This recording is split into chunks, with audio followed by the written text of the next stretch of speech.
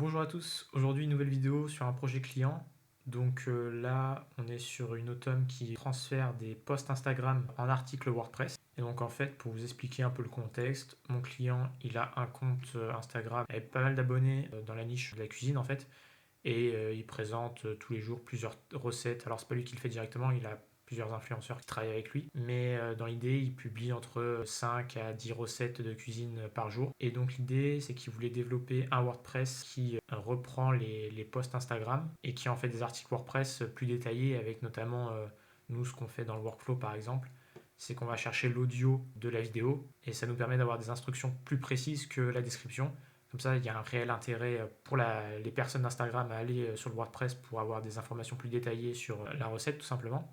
Et derrière, lui aussi, ça lui fait une autre source de revenus. Il peut notamment monétiser le site via de la pub, via du placement de produits liés à la food, par exemple. Et donc, en gros, comment fonctionne le workflow? C'est une automatisation qui se déclenche tous les jours à la même heure et qui va récupérer les posts qui ont été publiés ce jour-ci. Pour ça, on utilise un acteur Apify qui va chercher les posts. À partir de ça, on récupère l'image de couverture pour l'uploader dans WordPress. On récupère la vidéo aussi pour transcrire l'audio et donc pour avoir des infos plus détaillées comme je l'ai dit tout à l'heure. Et ensuite, on a un LLM qui va charger de créer le post en HTML, etc. Et qui va ensuite classer la recette. On a 4 catégories pour ça.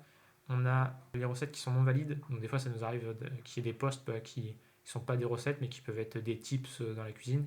Et ça, on ne veut pas qu'ils apparaissent sur le WordPress. Donc ça, on les classe dans la catégorie recettes non valides. Et ensuite, on a 3 catégories, entrée, plat, dessert. Et donc le LLM se charge de trier les recettes qu'il a créées, entre guillemets, enfin le contenu des articles qu'il a créés. Et après, on a une requête HTTP qui se charge de mettre le contenu sur le site. Et donc en gros, sur le site, ça donne ça. Là, on est sur la page des desserts. Et là, on a la liste des desserts. J'ai importé, j'en ai mis 2 pour faire des tests.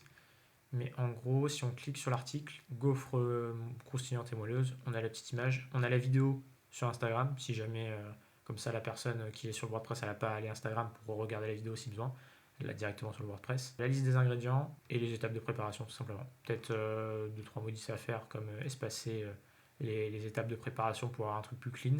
Mais sinon, globalement, le rendu est pas mal.